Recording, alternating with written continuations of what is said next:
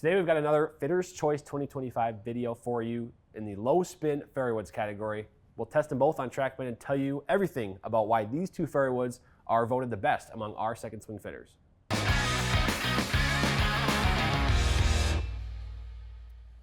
Hey golfers, I'm Drew Mahowald of Second Swing Golf here in the tour van at Second Swing, joined by Jake Montgomery, fitting manager at the Minneapolis store. Jake, we got two fairway woods here, low spin category. So we're talking about fairway woods that are probably packed with ball speed, and fairway woods that have a bunch of also technologies to maybe lower spin or maybe create some workability for golfers. Yes, so, absolutely.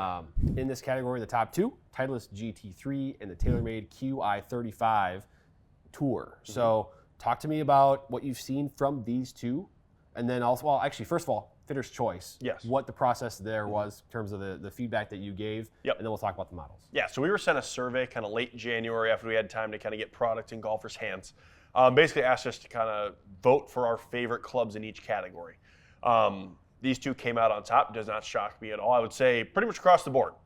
What the winners of the categories made a lot of sense to me, which just kind of tells you that we're all seeing the same thing across all our store locations. QI35 and the GT3, both fantastic low spin fairways. These are really good for high ball speed players like yourself. As you swing a standard fairway, it's going to spin quite a bit more. Now, you deliver it a little more inside out than maybe other high speed players do, so spin's not as much of an issue for you. But I can't tell you how many guys I have come in, like I just don't even bother hitting fairway woods anymore. They just go way too high in the air. Put them into something like this, and they're finally able to have a club that's longer than their 4-iron in the bag that's not going 180 feet in the air. Yeah, I think what's really cool about especially these two is so in the QI35 Tour and the GT3, obviously their performance is really, really good based on what the fitters have told us, but also the weighting capabilities that are within both of these. So in the club, there are, there's weight changes you can make. With that one, there's a big 40-gram weight that you can move back or move it up forward. And one thing a lot of people don't know is you actually can flip it around too. And, so the back end of it is heavier. If you throw that all the way to the front, I mean, it's as low spin as I've ever seen a fairway get. So the way that they've made that so versatile and adjustable and giving you, the fitter, options is really cool. And then, of course, that's adjustable with the hosel.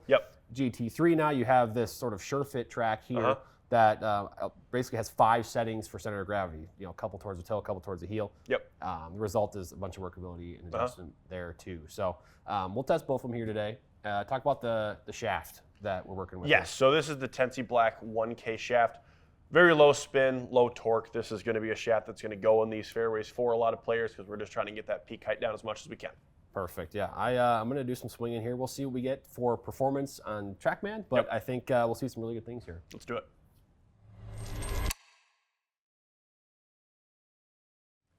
All right, so starting with the GT3, very compact appearance at address. It's definitely more of a, I think you see some of these modern or maybe even like the max sort of category fairway woods.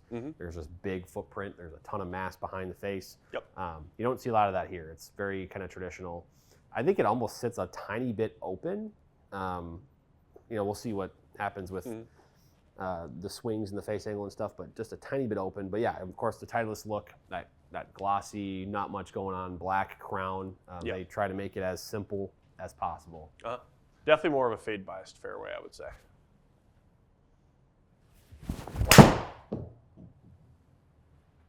Okay. Wow. Definitely killed the spin. So yeah, and it was a little bit potentially toe side there. Okay. But that is a far golf shot. That was fast. Wow, okay. Sounded pretty good. Yeah, that was good. Yeah, that'll do. All right. I was wondering because that's more of my shot shape is what, those first couple, granted face angle's part of it, but like those were fades. I was kind of curious about that, but that was pretty perfect. Good. Okay, this will be interesting. That was a little toey. Okay. I figured that was the result there. I feel like my carry number has been really consistent so far. Yeah. Oh, yeah, it has. I maybe just jinxed it really bad, but. Yeah, I think I did. I hit that little Healy. We'll see what happens. Not too bad. It's actually, I expected that to spike a little more. on the spin rate. Yeah. Okay. So yeah, I think that last one is going to be the kind of the outlier there. There's in terms of distance, and again, that was just kind of a heel contact one there. But I do like nonetheless that spin rate stayed that low for one that I felt was not very solid. Yeah. And the heel, right? I mean, spin very under 500 RPMs there. Yep. Carry still had a consistency of under 6 yards. I mean, that's great. Ball speed was extremely efficient, 148 on that smash factor. For those of you that don't know, that's your ball speed divided by your club head speed. Yep. That's out of 1.5, so that's very, very good there. 11 degrees of launch, Yep. peak height at 108 feet. I mean, from a fairway wood standpoint, this is kind of exactly what I'm looking for. Usually I'm looking for, on average, around 13 launch, low 3,000 spin. Peak height kind of in that 95 to 110 feet range. I mean, checked all the boxes. Yeah, and I think so. There's 3-woods are interesting for me because I mean, based on my numbers here, I'm actually hitting up on the ball on average, and I hit way up on the ball at driver. So, and this, I think you want to be neutral with 3-woods or even hitting down on it a little bit. So, but nonetheless, I'm able to hit the ball with 3,000 spin, carry it 270 plus. Yeah. That's exactly what I would want out of this. Now, what I'm curious.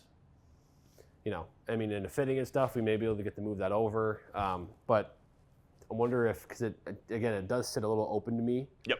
Just putting it down, and I don't know if that had any impact on sort of this tendency to leave the ball out to the right a little bit or not. I mean, the face angle was a little more open than I would say I'm typically used to seeing with you. Yeah. Usually getting that draw to come back is not much of an issue. Yeah. Well, we'll see if it is with the QI35. Yeah.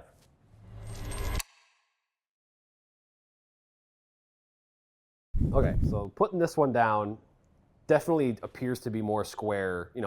Again, this is all visual. I might not even be correct in saying this, but it just seems like it's more squared up than the GT3 looked to me.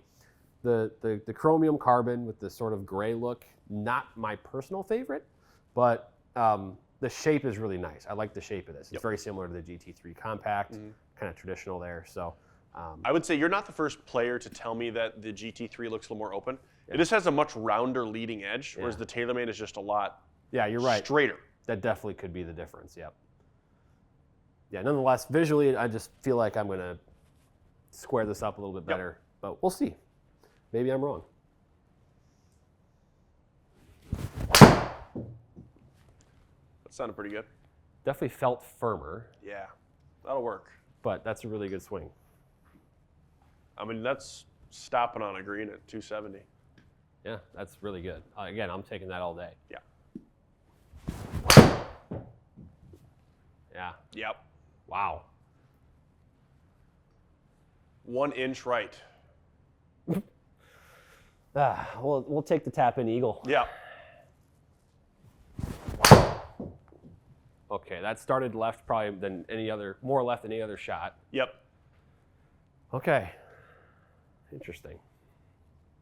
Yeah, that face angle, I finally squared it up completely. That for me, having a club path of like 6, actually having it square is not a good thing. I need it to be slightly No, yeah, open. you need it to be 2.5 to 3.5 open. Yeah. Ooh.